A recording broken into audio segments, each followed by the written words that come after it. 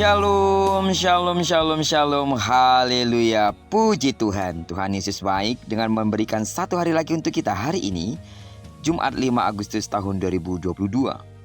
Dan sudah selayaknya lah kita bersyukur atasnya dengan cara menjalani hari ini dengan penuh tanggung jawab di hadapan Tuhan. Amin. Baiklah, seperti biasa sebelum kita lebih jauh melakukan semua aktivitas kegiatan kita hari ini, izinkan kembali Tuhan bicara kepada kita melalui pembacaan Alkitab satu hari satu pasal dari pembacaan 52 hari bersama Yeremia. Dan puji Tuhan, hari ini kita telah berada di hari yang ke-32, maka kita akan membaca kitab Yeremia pasal yang ke-32 ayat yang pertama sampai dengan ayat yang ke-44. Judul renungan kita hari ini, tetap kuat walau terhempas. Sebagai pengantar renungan ini, saya akan coba bacakan untuk kita ayat yang kedua sampai dengan ayatnya yang ketiga.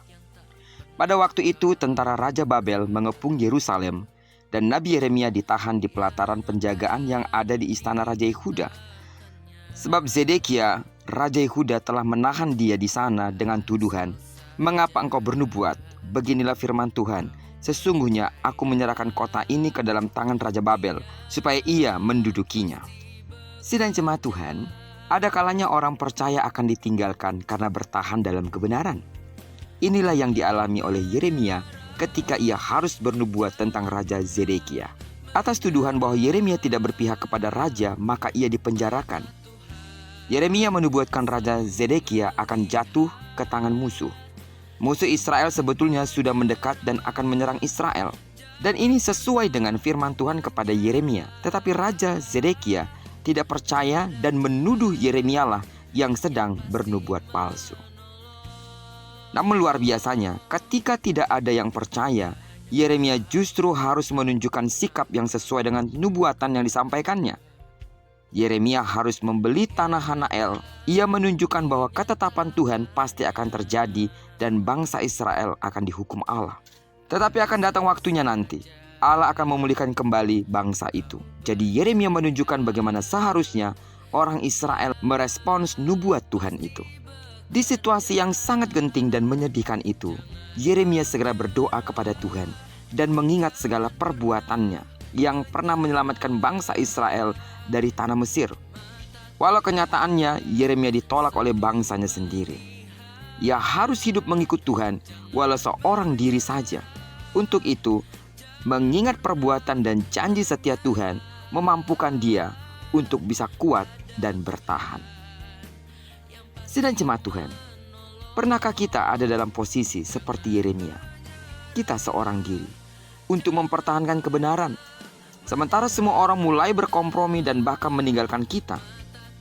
Apa sebenarnya yang membuat kita bisa bertahan? Di tengah situasi ini, kita belajar dari Yeremia. Meski tidak ada yang percaya kepadanya, Yeremia tetap taat kepada Tuhan dan menjalani kehidupan yang sesuai dengan kebenaran yang diyakininya. Untuk itu kita harus tetap bertahan dan ditopang oleh doa dengan mengingat perbuatan-perbuatan Allah di masa lalu yang Tuhan sudah kerjakan bagi kita. Ketika kita terus mengingat perbuatan-perbuatan Tuhan yang pernah kita rasakan, memampukan kita untuk bertahan melewati masa-masa sulit mungkin saat ini. Sebab kesetiaan Tuhan tidak pernah berubah. Dia tetap dahulu, sekarang, sampai selama-lamanya. Karena itu bertahanlah dalam mengikut Tuhan, walau kita harus sendirian. Bertahanlah dalam mengikut Tuhan, walau kita harus mungkin menderita secara fisik. Bertahanlah dalam mengikut Tuhan untuk menyatakan kebenaran. Bukan hanya dalam keadaan baik-baik saja, tetapi juga dalam kesendirian.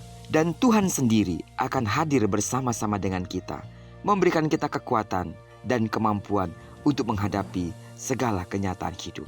Jangan pernah menyerah. Walau mungkin kita harus terhempas, walau mungkin kita harus menghadapi dan menjalani hari-hari yang begitu berat, derai air mata yang tidak pernah berhenti oleh karena banyaknya pergumulan yang kita hadapi. Jangan pernah menyerah, karena Tuhan kita setia. Jika kita saat ini diperhadapkan pada permasalahan-permasalahan yang genting, tetaplah percaya Allah setia pada janjinya bahwa Dia akan memberikan kita pertolongan tepat pada waktunya. Dan percayalah, Tuhan tidak akan pernah terlambat memberikan pertolongan kepada kita. Karena Dia setia, belajarlah untuk terus setia mengiring Tuhan apapun yang terjadi. Tetap kuat walau terhempas. Terpujilah nama Tuhan. Diberkatilah kita sepanjang hari ini. Kiranya perenungan kita hari ini sungguh-sungguh menguatkan hati kita untuk menjalani sepanjang hari ini. Dan digenapi firman yang telah berjanji bahwa apa yang dikerjakan tangan kanan, tangan kiri kita dibuatnya berhasil.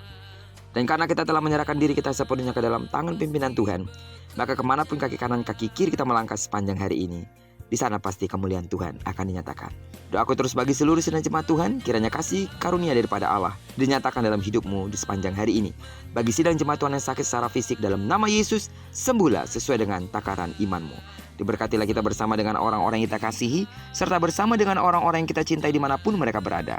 Terpujilah nama Tuhan. Shalom.